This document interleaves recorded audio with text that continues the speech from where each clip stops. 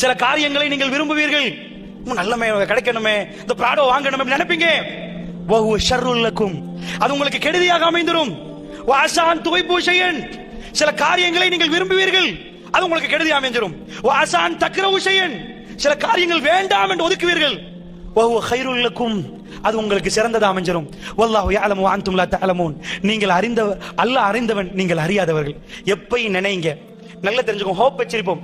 என் மகன் 1ஆம் புள்ள ஆவாண்டு 3ஆம் புள்ள ஆயிட்டான், அல்லாஹ் நலவு வச்சிருக்கிறான், அல்லாஹ் நலவு வச்சிருக்கிறான். ஏதோ நலவுதான், மனசை சமாதானப்படுத்துங்க. எந்த கட்டத்திலையும் நான் நினைச்சதுதான் நடக்கும்னு நினைக்காதீங்க. மனசுல அடுத்த சித்தாந்தத்தை போடுங்க. என்ன எது நடந்தாலும் அல்லாஹ்வுடைய நாட்டம் இல்லாமல் நடக்காது. இன்னா லில்லாஹி வ இன்னா இலைஹி ராஜிஊன். எது நடந்தாலும் ஒரு வார்த்தை சொல்லிருங்க, யா அல்லாஹ், நானே உனக்கு சொந்தம், உன் பால் திருப்ப வர இருக்கிறேன். என்ன அர்த்தம் அதுக்கு? யா அல்லாஹ், எனக்கே எக்ஸ்பயர் டேட் இருந்தா என் வீட்டுக்கு எக்ஸ்பயர் டேட் இருக்காதா? யா அல்லாஹ், எனக்கே எக்ஸ்பயர் டேட் இருந்தா என்னுடைய போனுக்கு எக்ஸ்பயர் டேட் இருக்காதா? அல்லாஹ்வுடைய நல்லடியார்களே, இந்த மாதிரி அடிக்கடி சிந்திக்க பாருங்க. நான் பெயருவேன் இந்த உலகத்தை விட்டு, நான் இந்த உலகத்தை விட்டு போற நாள் நெருங்குது.